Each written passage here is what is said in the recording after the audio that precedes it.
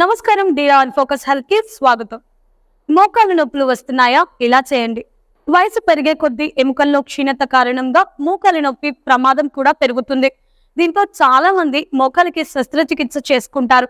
భారత్ లో ప్రతి ఏడాది 1.20 లక్షల మంది మోకాలు మార్పిడి ఆపరేషన్లు చేయించుకుంటున్నట్లుగా ఓ అధ్యయనంలో నిరూపితమైంది. గతంలో 60 ఏళ్ల 70 ఏళ్లు వచ్చాయంటే కీళ్ల నొప్పులు, మోకాల నొప్పులు వచ్చేవి.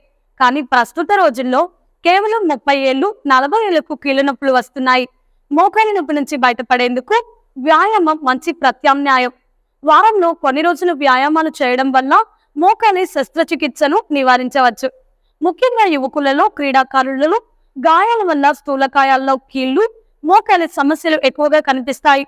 ఆస్టియో ఆర్థరైటిస్ అనేది మృదులాస్థి ఆరిపోవడం వల్ల సంభవిస్తుంది. వృద్ధాప్యంలో మృదులాస్థి అరుగుదల వల్ల అధిక బరువు మోకాలు భాగంలో నిర్దిష్టమై ఈ సమస్య ఎక్కువవుతుంది. ఈ సమస్య ఉన్న వారికి ప్రారంభ దశలో మెట్లు ఎక్కేటప్పుడు, నడిచినప్పుడు మోకాలు నొప్పి కలుగుతుంది.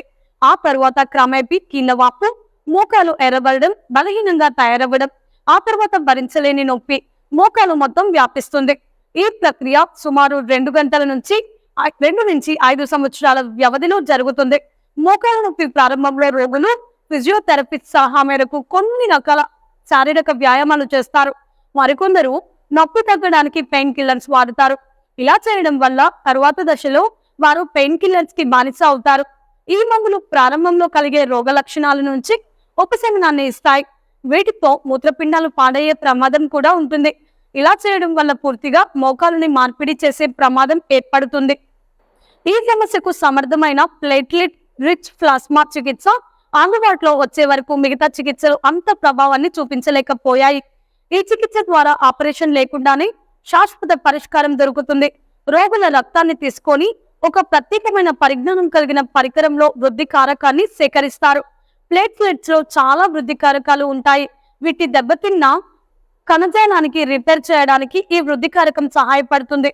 ఈ చర్మ ఆరోగ్యకరమైన కణజాలం పునరుత్పత్తి అయ్యి క్షీణించిన మృదులాస్థిలో చేరి దానిని ఆరోగ్యవంతమైన కణజాలంతో మరమ్మతు చేయడానికి సహాయపడుతుంది. ఈ విధానంలో ఏర్పడే నొప్పి, మంట తగ్గడాన్ని, మృదులాస్థి పూర్తి పునరుత్పత్తికి దాదాపు 3 నెలల సమయం పడుతుంది. సాధారణంగా మోకాలిని చాచే వ్యాయామం చేయడం ద్వారా మోకాలి చుట్టూ కండరాలు బలపడతాయి.